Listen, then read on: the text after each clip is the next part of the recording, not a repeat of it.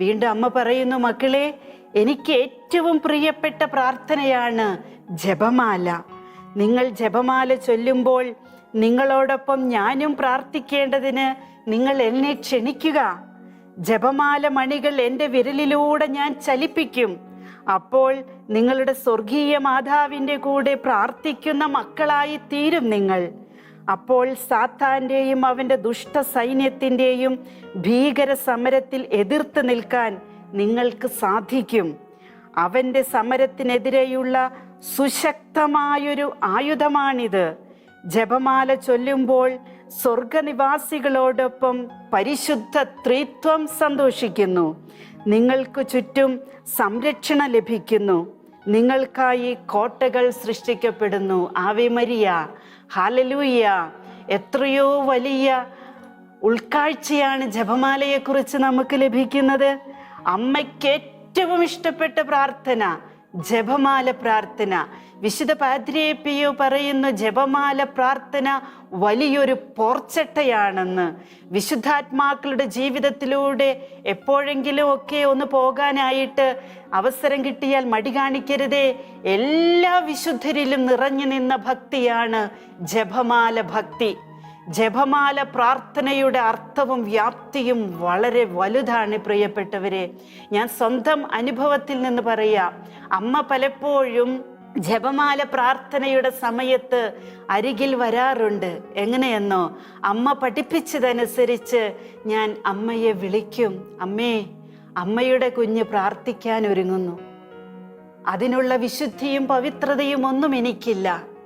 ജപമാല പ്രാർത്ഥനയിൽ നിറഞ്ഞു നിൽക്കുന്ന ഈശോയുടെ ജീവിത രക്ഷാകര രഹസ്യങ്ങളുടെ പൂർണ്ണത സ്വീകരിക്കാൻ എനിക്കും എന്നിലൂടെ ലോകത്തിനും എൻ്റെ കുടുംബത്തിനും സാധിക്കേണ്ടതിന് അമ്മ മാതാവേ, അമ്മ എൻ്റെ അരികിലേക്ക് വരണേ എന്ന് വിളിക്കുമ്പോൾ അമ്മ വരാറുണ്ട് പ്രിയപ്പെട്ടവരെ.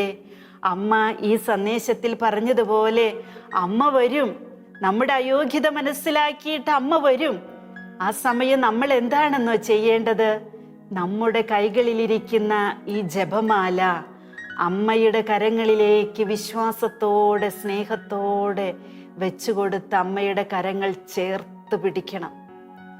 പിന്നെ ഈ ജപമണികൾ ഉരുളുന്നത് നമ്മുടെ കരങ്ങളിലൂടെയല്ല, അമ്മയുടെ കരങ്ങളിലൂടെയാണ്. അമ്മ പറഞ്ഞിട്ടുണ്ട്, നിങ്ങൾ ജപമാല പ്രാർത്ഥന ചൊല്ലുമ്പോൾ, പ്രാർത്ഥിക്കുമ്പോൾ നിങ്ങൾക്ക് ചുറ്റും സംരക്ഷണ കോട്ടകൾ മാലാഖമാർ സൃഷ്ടിക്കുകയാണ്.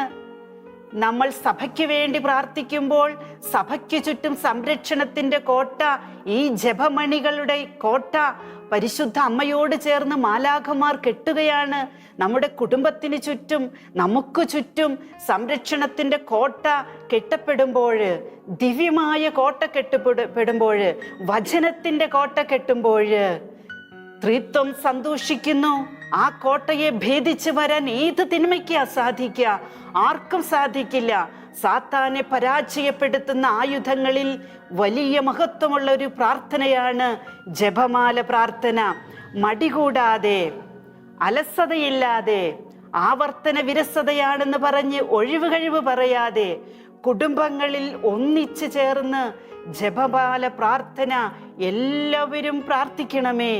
ഈ കാലഘട്ടത്തിന്റെ ആവശ്യകതയാണത്. ഈ ലോകത്തിന് വേണ്ടി, സഭയ്ക്ക് വേണ്ടി, നമുക്ക് വേണ്ടി സ്വർഗം തുറക്കുന്ന താക്കോലായിട്ടുള്ള ഈ ജപമാല പ്രാർത്ഥന, നമുക്ക് ചുറ്റും സംരക്ഷണത്തിന്റെ കോട്ട കെട്ടുന്ന പ്രാർത്ഥന, എല്ലാവരും പ്രാർത്ഥിക്കണമേ. അമ്മ ഒരു പ്രാവശ്യം പറഞ്ഞു തന്നത് ഞാൻ ഓർക്കുന്നു. മക്കളെ, നിങ്ങൾ ജപമാല ചലിപ്പിക്കുമ്പോൾ, അത് കന്യകാ മറിയത്തിന്റെ വിരലിലൂടെ ചലിപ്പിക്കുമ്പോൾ സ്വർഗം ജ്വലിക്കും, നരകം വിറകൊള്ളും. ഹല്ലേലൂയ. ഈ വിറകൊള്ളൽ സാത്താന്റെ അധപതനത്തിലേക്ക് നയിക്കുമെന്നുള്ളതിന് യാതൊരു സംശയവുമില്ല.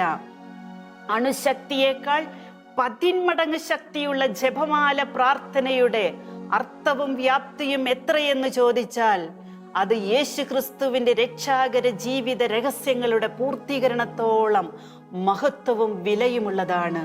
അതുകൊണ്ട് ദൈവത്തിന്റെ മഹത്വത്തിന്റെ സാന്നിധ്യം ജീവിച്ചിരിക്കുമ്പോൾ അനുഭവിക്കാൻ, ലോകത്തിന് അനുഭവിക്കാൻ, ലോകത്തിലായിരിക്കുമ്പോൾ തന്നെ അനുഭവിക്കാൻ സ്വർഗത്തെ സന്തോഷിപ്പിക്കാൻ നമുക്കൊരുമിച്ച് പ്രാർത്ഥിക്കാം. ജപമാല പ്രാർത്ഥന നമുക്കുമായി.